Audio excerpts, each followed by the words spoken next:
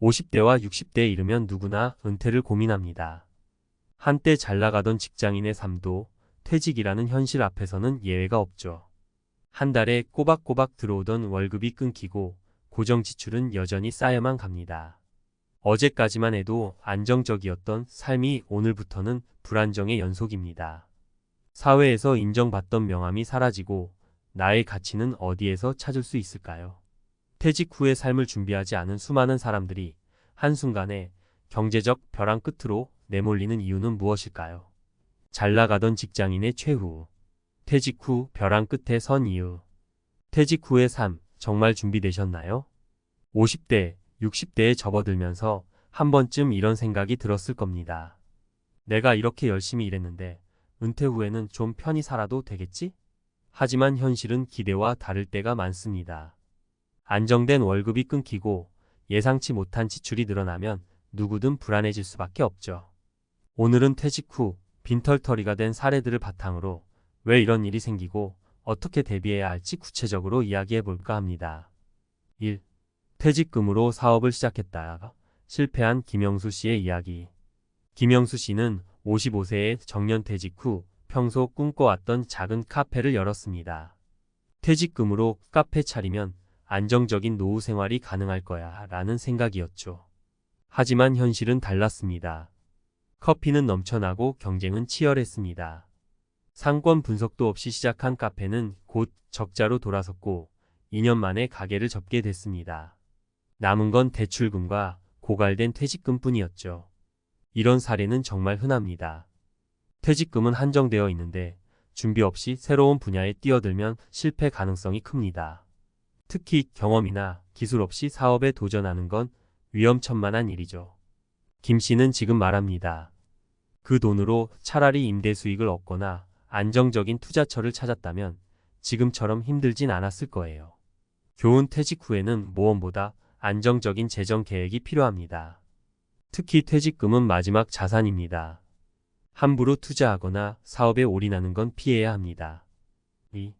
자녀 결혼 자금에 모든 돈을 쓴 박미정 씨의 사례. 박미정 씨는 60세에 은퇴한 후 자신과 남편의 은퇴 자금으로 자녀 결혼식을 화려하게 치렀습니다.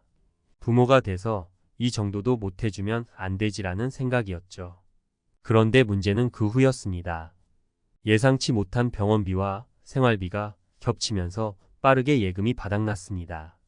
자녀에게 도움을 요청하려 했지만 저희도 힘들어요 라는 답변만 돌아왔습니다. 많은 부모들이 자녀를 위해 희생합니다. 하지만 노후 준비가 부족한 상태에서 이런 선택은 자신을 더욱 힘든 상황으로 몰아넣을 수 있습니다. 박 씨는 지금 말합니다. 그때 우리 노후 자금을 지켰다면 자식들도 부모 걱정 없이 더 열심히 살았을 거예요. 교훈 자녀를 도와주는 것도 중요하지만 자신의 노후를 먼저 챙겨야 합니다. 부모가 안정돼야 자녀들도 부담 없이 살 수 있다는 걸 잊지 말아야 해요. 3. 부동산 한 채만 믿고 살다가 위기에 빠진 이철호 씨. 이철호 씨는 평생 직장 생활하며 모은 돈으로 서울 외곽에 아파트 한 채를 마련했습니다. 집값은 오르니까 노후에 팔면 되겠지라고 생각했죠. 하지만 은퇴 후 몇 년 동안 부동산 시장이 얼어붙으면서 집을 팔기가 어려워졌습니다. 월급도 없고 생활비를 충당할 방법이 없어 결국 은행 대출에 의존해야 했습니다. 많은 사람들이 부동산만이 노후를 보장해 줄 거라 믿습니다. 하지만 부동산 시장은 언제나 변동성이 큽니다. 게다가 아파트 한 채에 전 재산을 묶어두면 비상 상황에서 유동성 확보가 어려워지는 문제가 생깁니다. 교훈 집 한 채만 믿고 노후를 준비하기보다는 다양한 재산 분배와 유동성을 고려해야 합니다. 퇴직 후 빈털터리가 되는 이유. 위 사례들을 보면 공통점이 있습니다. 퇴직 후에도 지출은 계속되는데 수입이 끊기면 준비되지 않은 삶은 금방 흔들릴 수밖에 없다는 겁니다. 그 이유를 정리해보면 다음과 같습니다.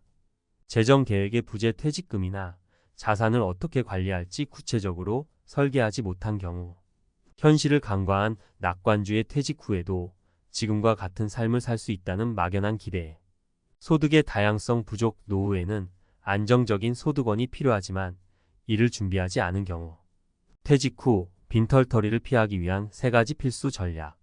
다양한 소득원 만들기. 퇴직 후에도 일정한 소득을 유지할 방법을 미리 찾아야 합니다. 작은 임대 수익, 재택근무, 파트타임 일자리 등 다양한 수입원을 준비해 보세요. 지출 구조 다이어트. 퇴직 전과 같은 생활 수준을 유지하려 하면 금방 자산이 고갈됩니다. 고정비를 줄이고 필요한 곳에만 소비하는 습관이 중요합니다. 현금 유동성 확보.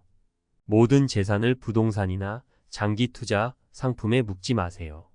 언제든 사용할 수 있는 비상금을 준비해 두는 것이 필수입니다. 마지막으로 드리는 말씀. 퇴직 후의 삶은 준비되지 않은 사람에게 잔인할 수 있습니다. 안정된 월급에 기대 살던 직장인들에게 은퇴는 커다란 전환점입니다. 위 사례들이 여러분께 하나의 경고로 다가갔으면 합니다. 여러분은 어떤 삶을 원하시나요? 오늘 당장 재정 계획을 점검하고 현실적인 노후 준비를 시작하세요. 노후의 나를 위한 최고의 투자는 지금의 나 자신에게 투자하는 것입니다.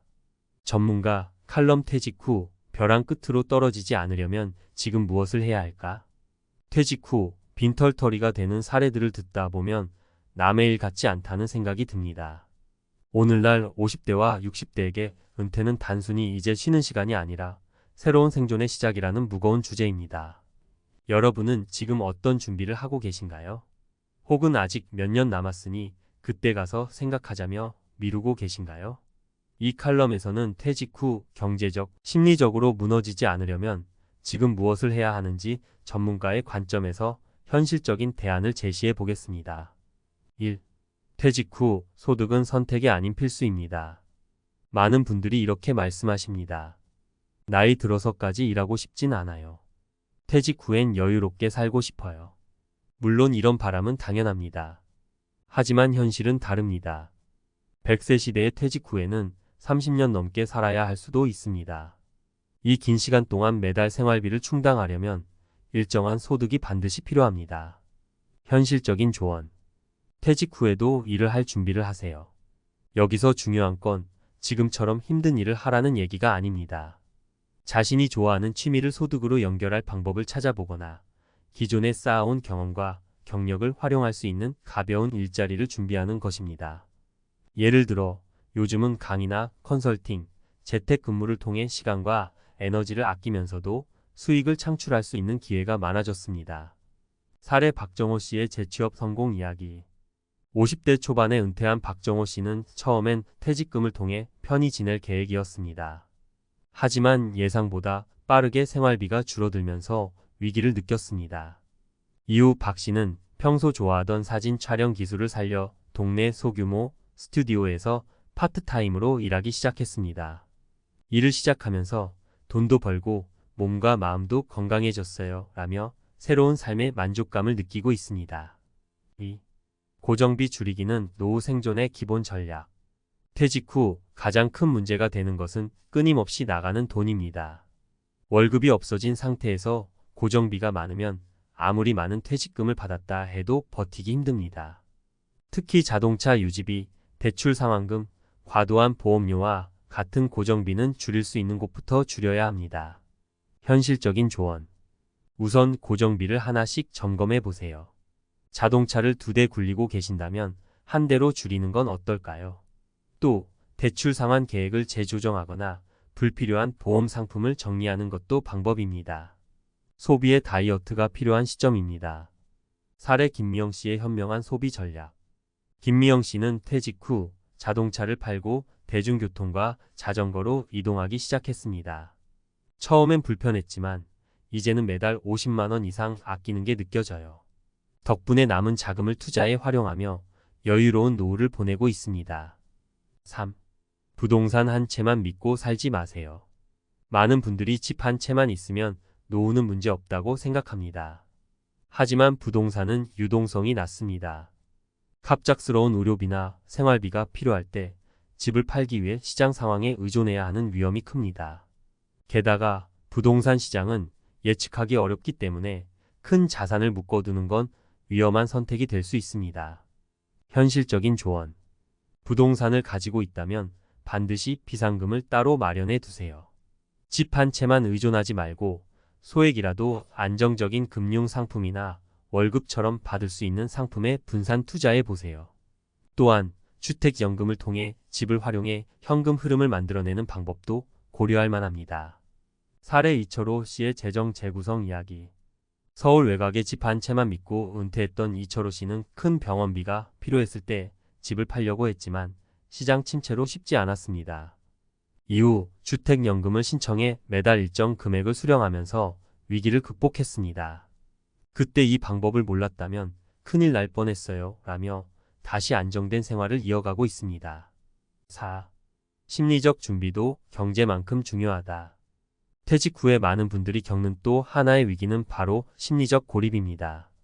더 이상 직장에서 인정받을 기회가 없고 사회적 역할이 사라지면서 우울감에 빠지는 경우가 많습니다. 이는 경제적 불안과 맞물려 더 큰 위기로 번질 수 있습니다. 현실적인 조언. 퇴직 후에는 새로운 역할과 정체성을 찾는 것이 중요합니다. 동호회나 봉사활동, 지역 커뮤니티에 참여해보세요. 새로운 사람들을 만나고 활동을 하다 보면 삶의 의미와 활력을 되찾을 수 있습니다. 심리적 안정이 경제적 안정 못지않게 중요하다는 것을 잊지 마세요. 사례 이정희 씨의 봉사활동. 퇴직 후 우울감에 빠졌던 이정희 씨는 지역 도서관에서 아이들에게 책 읽어주는 봉사활동을 시작했습니다. 작은 활동이지만 내 삶이 다시 가치 있게 느껴져요 라는 그녀의 말처럼 마음을 돌보는 것도 퇴직 후 준비의 일부입니다. 전문가의 마지막 조언. 당신의 노후를 책임지는 건 나 자신입니다. 퇴직 후의 삶은 아무도 대신 책임져 주지 않습니다. 은퇴는 끝이 아니라 새로운 시작이며 이를 준비하는 것은 미래의 나를 위한 가장 큰 투자입니다. 소득원을 확보하고 고정비를 줄이며 부동산과 같은 자산을 잘 활용하는 전략이 필요합니다. 그리고 무엇보다도 자신을 돌보고 새로운 역할을 찾아 삶의 의미를 재발견하세요. 퇴직 후에도 여러분의 삶은 충분히 빛날 수 있습니다. 지금부터 조금씩 준비한다면 말이죠. 오늘이 바로 그 첫걸음을 내딛는 날이 되길 바랍니다. 은퇴하면 좀 쉬면서 살 줄 알았어요. 근데 현실은 하루하루가 전쟁이에요. 이 말 혹시 낯설지 않으시죠? 정년을 맞이하고 나면 당연히 편안한 삶이 기다리고 있을 줄 알았는데 막상 퇴직하고 나니 남은 돈은 8천만 원. 월급은 끊겼고 생활비는 계속 나가고 예상치 못한 병원비나 자녀 문제까지 겹치면 이 8천만 원이라는 금액은 정말 종이장처럼 얇아 보입니다. 많은 분들이 8천만 원이면 12년은 살 수 있잖아 라고 쉽게 말하지만 그 안에 숨겨진 노후의 민낯은 우리가 상상하는 것 이상으로 냉혹합니다. 이 글에서는 8천만 원의 자산으로 노후를 맞이한 실제 부부들의 이야기를 통해 현실적인 노후 생활이 무엇인지를 솔직하게 풀어보려 합니다. 1. 은퇴 후의 재정 구조, 생각보다 훨씬 허술하다. 현직에 있을 때는 매달 고정 수입이 있었습니다. 그 수입 안에서 생활비도 쓰고 보험료도 내고 부모님 용돈도 드리고 여행도 가곤 했죠. 하지만 은퇴 이후엔 지출은 그대로인데 수입이 끊깁니다. 이게 바로 문제의 시작입니다. 월 고정 지출의 함정. 가령 부부가 매달 쓰는 고정 지출을 계산해 보면 평균적으로 이렇습니다. 식비 6,070만 원, 공과금 및 관리비 30만 원, 건강보험 및 병원비 20만 원, 차량 유지비 또는 교통비 1,020만 원, 통신비 및 기타 소소한 소비 1,015만 원. 합치면 아무리 절약해도 월 13만 150만 원이 기본으로 나가게 됩니다. 이 말은 곧 8천만 원이면 약 5년이 안 돼 바닥난다는 뜻입니다. 그마저도 큰 병이나 자녀 결혼 같은 돌발 변수가 없다며요. 2. 사례 딸 결혼식 한 번에 예금 통장 바닥났습니다. 충북 청주에 사는 62세 김씨 부부는 퇴직 당시 남은 자산이 8천만 원 정도였습니다. 남편은 대기업 퇴직 후 국민연금 수령이 아직 시작되지 않은 상태였고 아내는 전업주부였습니다. 그러던 중 딸이 결혼을 하게 되면서 큰 고민에 빠졌죠. 예단, 예물, 식장 예약비, 패백, 혼수 아무리 아껴도 3천만 원이 훌쩍 나갔습니다. 축하할 일이긴 했지만 정말 눈물이 나더군요. 통장이 반토막 났어요. 결혼식 이후 생활비가 모자라 남편은 경비 아르바이트, 아내는 가정 간병인 일을 시작했습니다. 김 씨는 말합니다.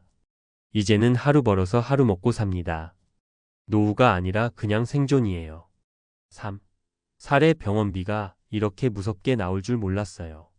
서울 도봉구에 사는 68세 이모 씨 부부는 퇴직 후 고향 근처로 이사하면서 자그마한 집을 월세로 살고 있었습니다. 은퇴 후 자산은 8천만 원 정도. 이 중 일부는 보증금으로 빠지고 생활비로 매달 120만 원 정도를 쓰고 있었습니다. 문제는 이 씨 부인의 관절 수술이었습니다. 평소 무릎이 안 좋긴 했지만 갑작스러운 통증으로 수술을 받게 됐고 병원비는 비급여 포함 600만 원이 들었습니다. 요양병원비에 간병인비까지 하니 800이 넘더라고요. 이후 정기적인 재활치료까지 받으며 1년간 1200만 원이 추가로 지출됐습니다. 남편은 말합니다. 8천만 원이란 돈은 병 한 번이면 그냥 사라지는 숫자더라고요. 4. 살해 우리는 가계부 부부가 됐어요. 부산에 사는 60대 초반 박씨 부부는 퇴직과 동시에 재정 절약 모드로 돌입했습니다. 남은 돈은 8천만 원. 연금 수령은 3년 뒤였고 당장 수입이 없었습니다. 이 부부는 매일 가계부를 쓰는 생활로 전환했죠. 삼시세끼는 최대한 집에서 만들어 먹기. 외식은 한 달에 한 번으로 제한. 병원도 꼭 필요한 진료만 받기. 모든 소비는 현금으로만 지출. 우린 1만 원 쓸 때도 서로 허락받아요. 그래야 안 세요. 그 결과 이 부부는 월 100만 원으로 살 수 있게 되었고 남편은 지역 택배 업무를 파트타임으로 하며 월 70만 원을 보탰습니다. 쉬운 삶은 아니지만 스스로 통제할 수 있는 인생이라 위안이 됩니다. 5. 그렇다면 어떻게 준비해야 할까? 수입원은 반드시 2개 이상 만들 것. 연금 외에도 소액이라도 현금 흐름을 만들 수 있는 일을 만들어야 합니다. 가령 경비, 택배, 간병, 온라인 강의, 소규모 임대 등 고정 지출을 명확히 파악하고 줄일 수 있는 항목부터 제거할 것. 보험료, 외식, 자동차 유지비, 고급 소비품 등은 철저히 관리해야 합니다. 돌발 지출, 병원비, 자녀 지원금 등을 감안해 별도 비상금 통장을 만들어 둘 것. 적어도 12천만 원 정도는 건드리지 않는 예비 자산으로 놔두는 것이 좋습니다. 마무리하며 퇴직 후 8천만 원으로 노후를 맞이한 부부들의 이야기는 결코 남의 일이 아닙니다. 우리가 지금 웃으며 보고 있는 이야기 속 주인공이 내일의 나와 배우자일 수 있습니다. 그 정도면 살 수 있지 않을까? 라는 막연한 기대 대신 정말 필요한 것만으로도 살아갈 수 있는가? 를 스스로 점검해야 할 시기입니다. 여유롭지 않더라도 통제할 수 있는 삶, 불안하더라도 지속 가능한 구조, 그게 진짜 은퇴 이후의 성공 아닐까요? 퇴직 후 남은 돈, 고작 8천만 원 부부의 진짜 생존기. 은퇴 후 자산이 부족한 가구가 반드시 알아야 할 현실과 대응 전략. 서론 은퇴 후 8천만 원, 과연 가능한 노후일까? 우리 사회는 빠르게 고령화되고 있습니다. 60대에 접어든 사람들 중 상당수는 정년퇴직 후 이제 좀 쉬자는 기대를 품습니다. 그러나 그 기대는 통장 잔고를 확인하는 순간 깨집니다.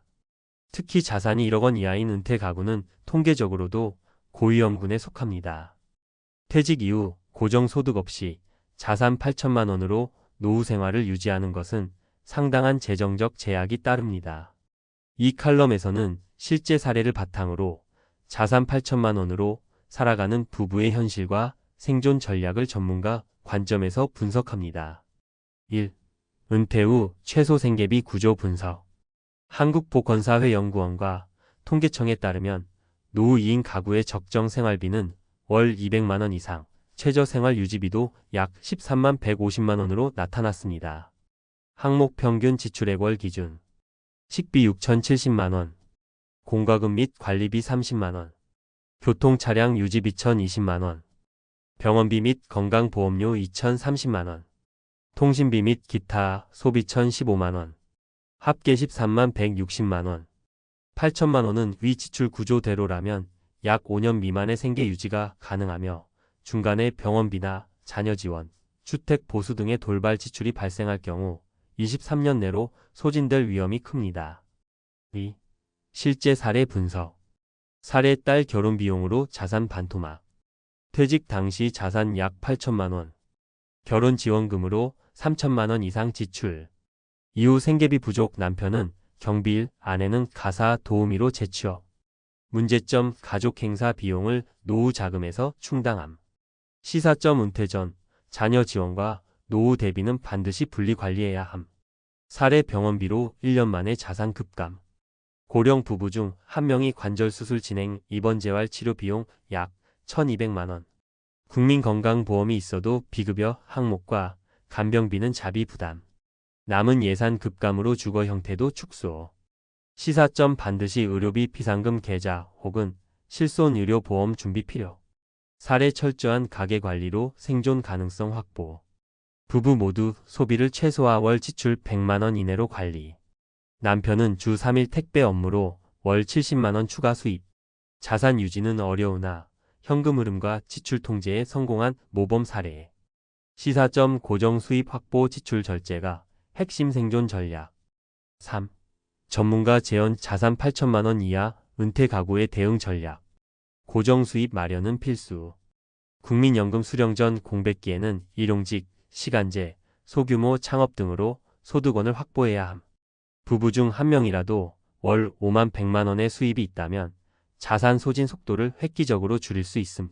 고정비 줄이기 노후 파산 방지 핵심 전략. 자동차 유지비 대중교통으로 대체. 보험료 정비 불필요한 보험은 해지하고 실효성 높은 보장성 보험만 유지. 외식, 유료 구독, 쇼핑 가계부를 통해 불필요한 항목 식별후 삭제. 의료비와 장수 리스크 대비. 비상금 계좌 최소 1,000만 원 확보. 실손보험, 장기요양보험 등 적극 검토.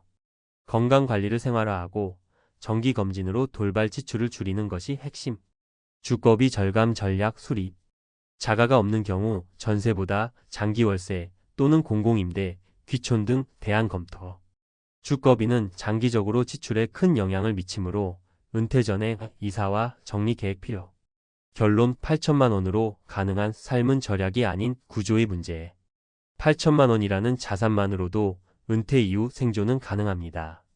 그러나 그 전제는 단순히 절약하는 것이 아니라 재정 구조 자체를 다시 짜는 것입니다. 고정 수입이 있는가? 지출 항목 중 줄일 수 있는 구조는 있는가? 돌발 지출에 대응할 여유 자금이 있는가?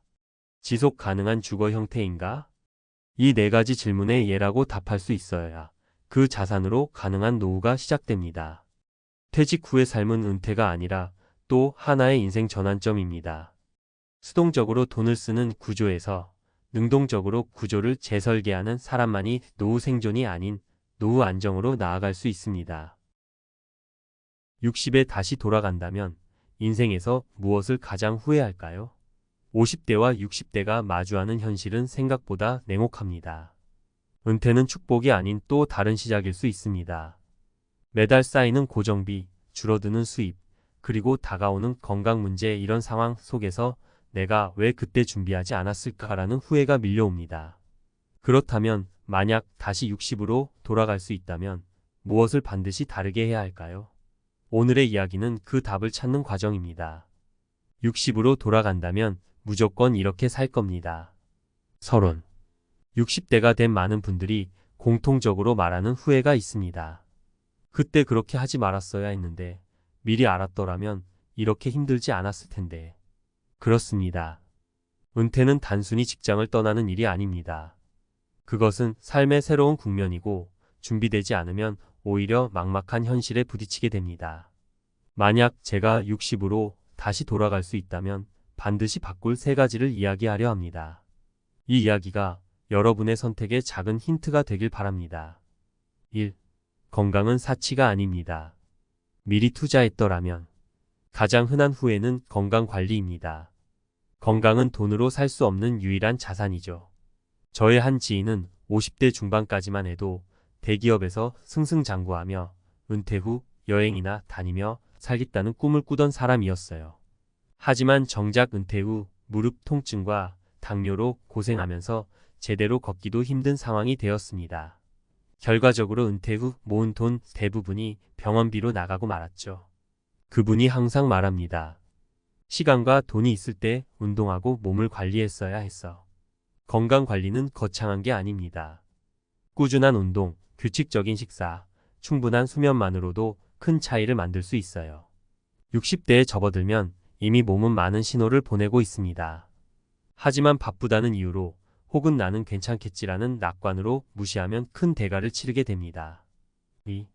관계를 소중히 대하지 않았던 내 모습. 사람은 누구나 혼자 살 수 없습니다. 은퇴 후 느끼는 가장 큰 공허함 중 하나가 바로 단절감입니다.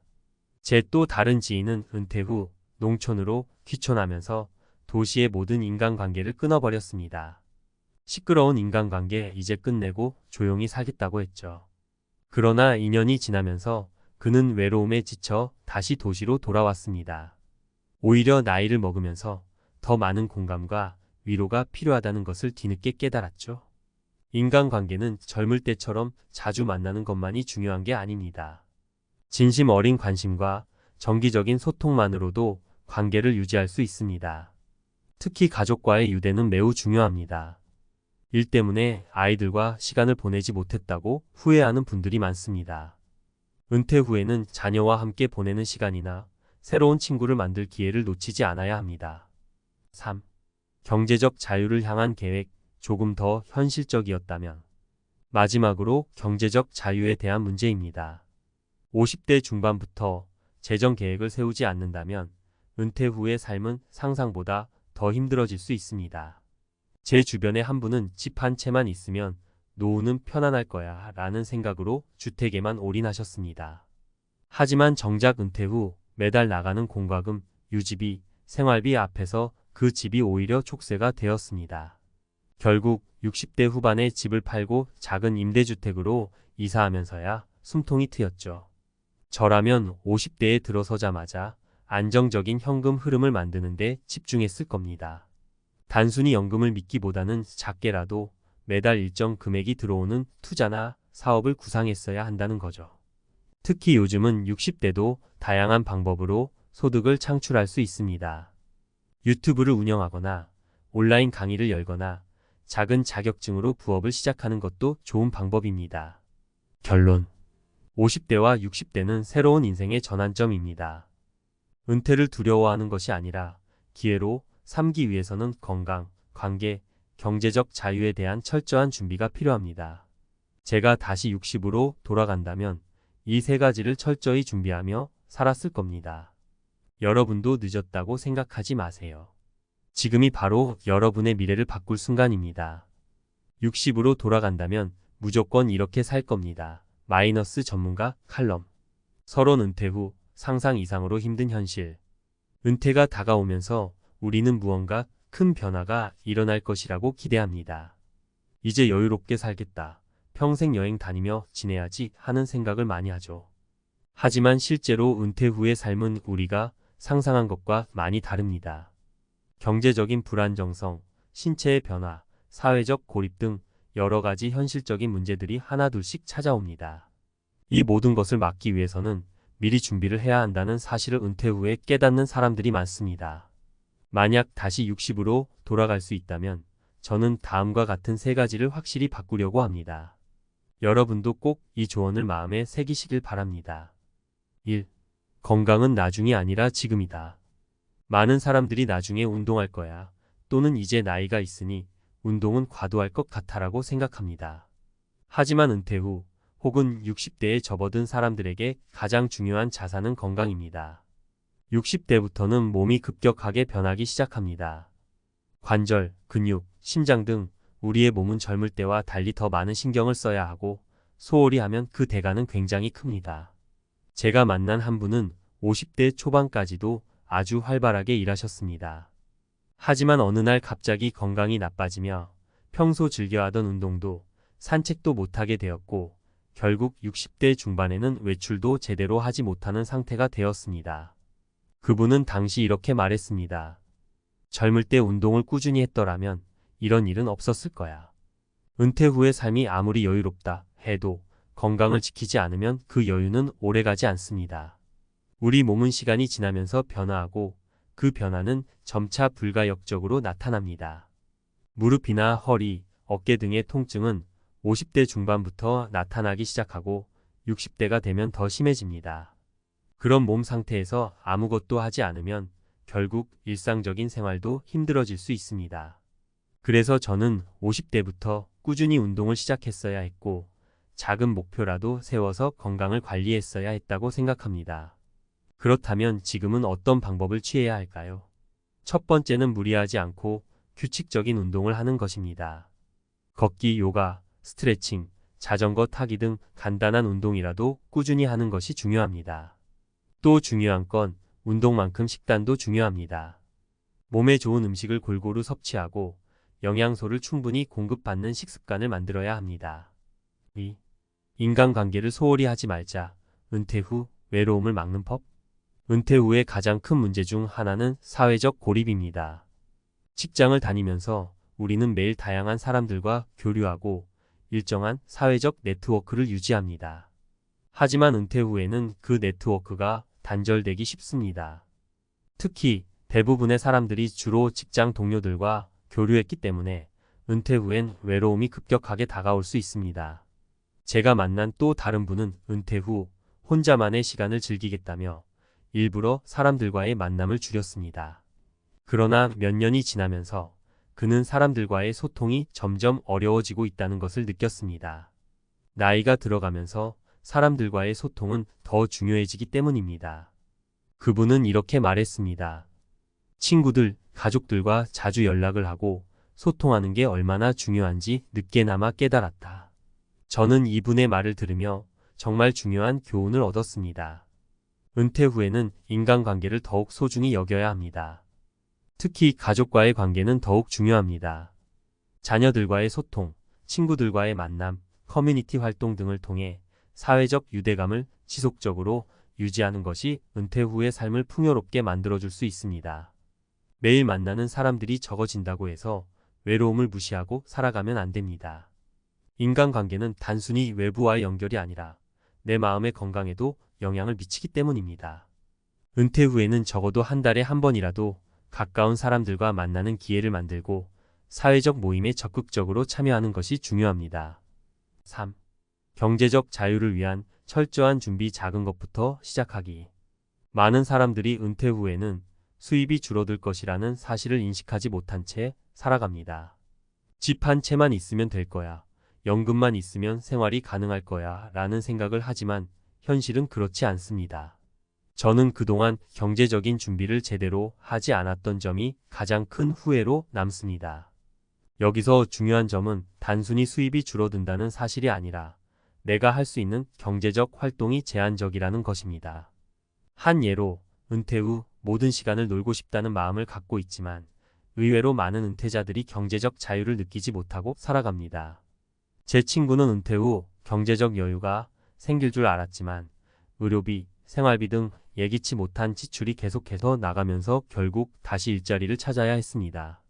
그 친구는 돈은 준비된 자만 얻는 거란 걸 느꼈다고 말했습니다. 따라서 은퇴를 준비하는 데 있어서 경제적인 부분은 미리 준비하는 것이 중요합니다. 예를 들어 직장을 다니면서도 조금씩 투자를 시작하거나 추가적인 소득원을 마련해 두는 것이 필요합니다. 요즘은 유튜브나 블로그, 온라인 강의 등을 통해 은퇴 후에도 소득을 창출할 수 있는 방법이 많이 있습니다. 단지 돈을 많이 벌어야 한다는 생각에서 벗어나 어떻게 안정적인 소득을 만들 수 있을까를 고민하는 것이 중요합니다. 결론. 은퇴 후 행복한 삶을 위한 준비. 60대는 새로운 인생의 시작입니다. 은퇴가 곧 삶의 끝이 아니라 또 다른 기회의 시작일 수 있다는 점을 잊지 말아야 합니다. 하지만 이 기회를 제대로 살리기 위해서는 건강, 인간관계, 경제적 자유에 대한 준비가 필요합니다. 이 세 가지를 미리 준비하고 꾸준히 실천하며 살았다면 은퇴 후에는 더 행복하고 자유로운 삶을 누릴 수 있습니다. 60으로 돌아간다면 저도 분명히 그때 그 일을 더 빨리 시작했을 겁니다. 지금 이 글을 읽고 있는 여러분도 더 늦지 않았습니다.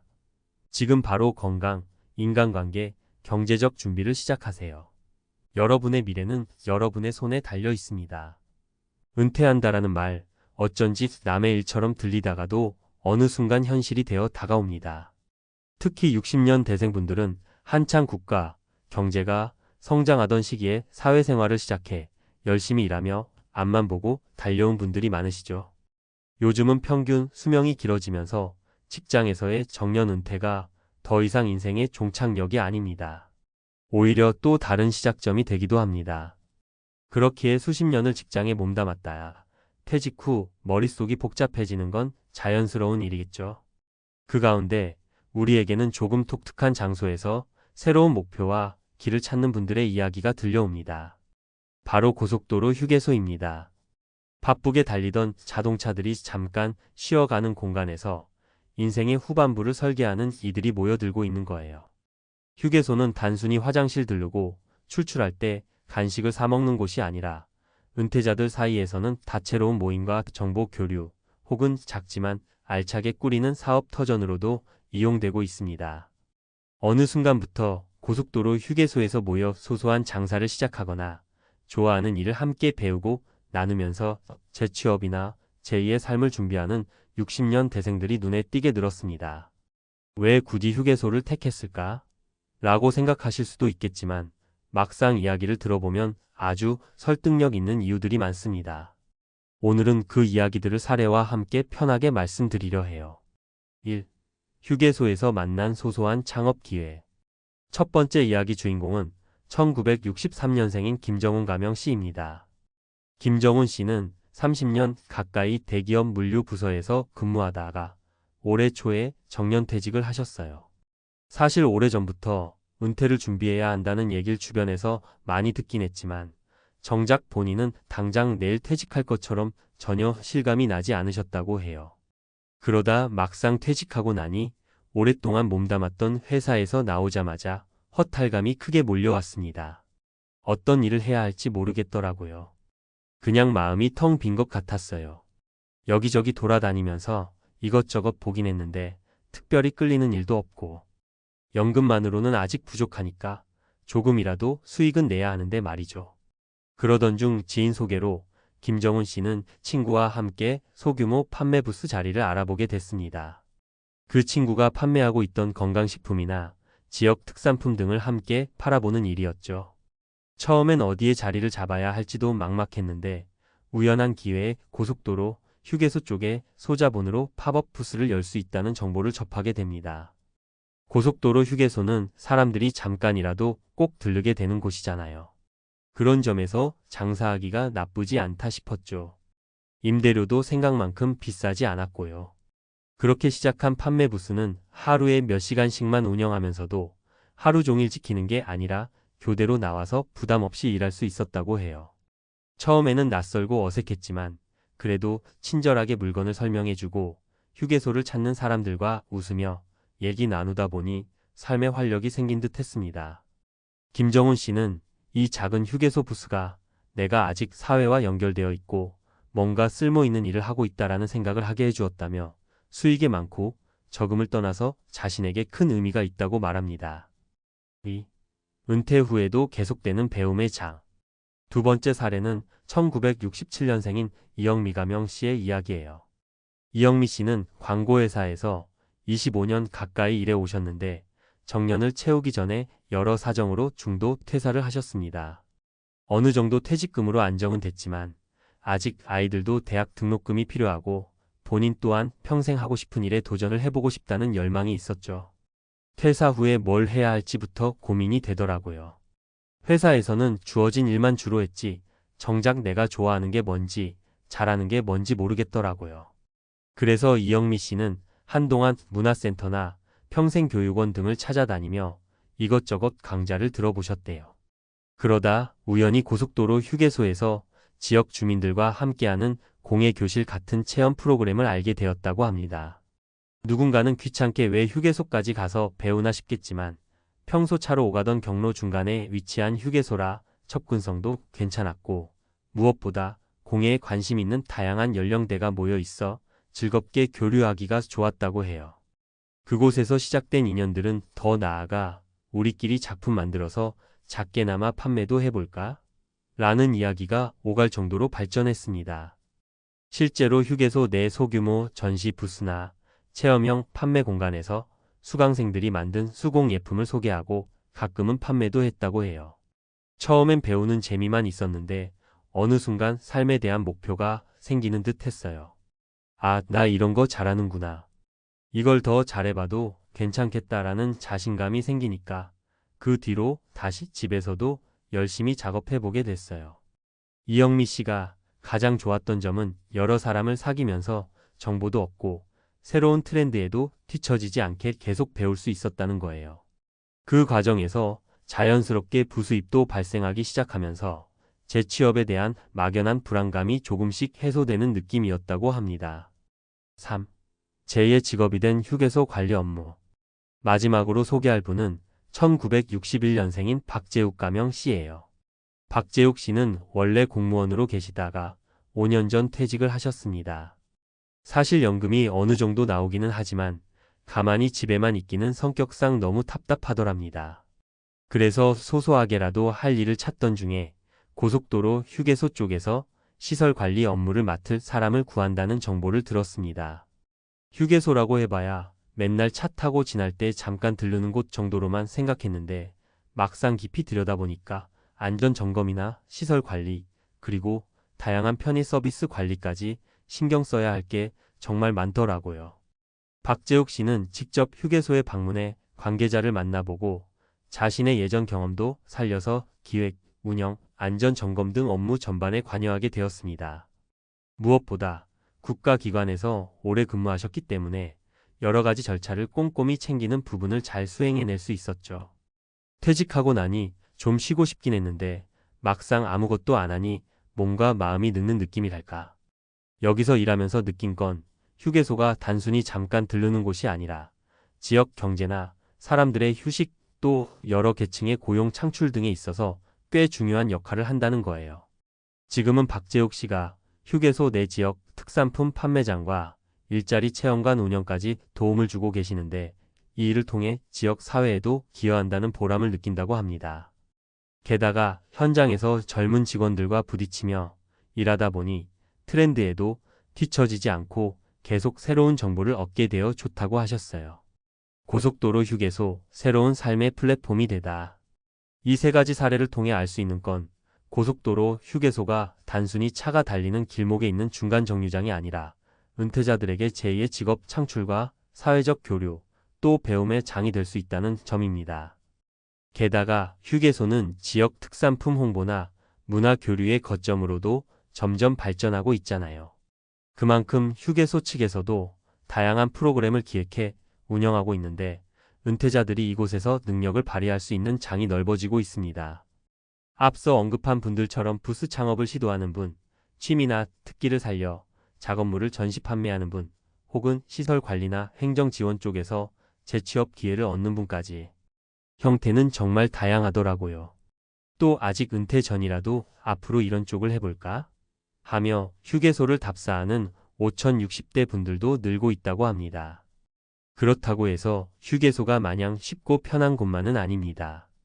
여느 사업과 마찬가지로 처음 시작할 때 투자 비용이나 임대료, 운영시간 등을 면밀히 살펴야 하죠.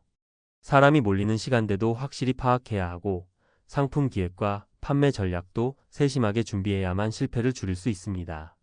그럼에도 불구하고 많은 은퇴자들이 휴게소라는 독특한 공간에 주목하는 건 비교적 적은 투자 비용으로 시작할 수 있다. 짧은 시간 동안 많은 사람을 만날 수 있다. 동종업계 사람들과 빠르게 네트워킹이 된다. 같은 장점 때문입니다. 또한 퇴직 후 느낄 수 있는 소외감이나 고립감을 어느 정도 해소하는 데에도 도움이 됩니다. 길을 가다가 쉬어가는 이들이 모이는 곳인 만큼 자연스럽게 다양한 세대와 소통할 기회를 얻을 수 있다는 거죠. 특히 나이 들어서 새로운 일에 도전하는 분들에게 내가 과연 할 수 있을까 하는 불안함이 크지만 휴게소는 그 누구도 낯설지 않은 모든 사람이 편히 쉬는 공간이잖아요. 그래서인지 심리적 장벽이 낮아지고 나도 한번 해볼 수 있겠다라는 용기를 얻기 좋습니다. 은퇴 후를 더 풍성하고 즐겁게 보내는 방법. 결국 인생 후반부를 어떻게 보낼 것인가 하는 문제는 정답이 따로 있는 게 아니라 스스로 기회를 만들고 선택하는 것이죠. 김정훈 씨처럼 소소하게 판매 부스를 열어 내가 아직 뭔가를 할 수 있다는 사실을 확인하는 분도 있고 이영미 씨처럼 이제야 내 진짜 관심사를 찾았어요. 라고 말하며 배우는 재미에 푹 빠지는 분도 있습니다. 또 박재욱 씨처럼 예전 경력을 활용해 사회에 기여하면서도 새로운 사람들과 부딪히며 다시 한번 청춘을 느끼는 분도 있죠. 어떤 방식이든 좋습니다. 중요한 건 나는 아직 가치가 있고 내 삶은 아직 끝나지 않았다라는 마음가짐 아닐까요? 은퇴가 더 이상 일이 끝났다가 아니라 내가 주도적으로 무엇을 할까? 를 고민하는 시기가 되어버린 시대입니다. 고속도로 휴게소가 이런 고민을 풀어내는 하나의 좋은 아이디어 창구가 되어주고 있다는 사실이 왠지 참 흥미롭습니다. 휴게소를 오가는 수많은 사람들처럼 은퇴자들도 거기서 잠시 머물다 또 다른 길을 찾아갈 수 있습니다. 누군가는 단순한 휴식터로, 누군가는 인생 이막의 발판으로 삼는 거죠. 물론 모든 사람이 휴게소에서 딱 맞는 해답을 찾을 수 있는 건 아니겠지만 적어도 그 문이 열려 있다는 걸 아는 것만으로도 여러 가지 가능성이 열린다고 생각합니다. 나이 들면 뭘 하겠어 하고 포기하기보다는 삶의 무대가 확장되는 순간을 상상해 보는 것. 그게 진짜 은퇴 준비가 아닐까 싶어요. 길 위의 쉼터가 인생 후반전에 들어선 이들에게는 새로운 역동의 공간으로 변신하는 모습. 참으로 재미있고 반가운 변화 아닐까요? 혹시 은퇴를 앞두고 계시거나 이미 은퇴를 하신 분 중 뭘 하면 좋을까 고민 중이시라면 이번 주말에 잠깐 고속도로 휴게소를 둘러보시는 것도 나쁘지 않을 듯합니다.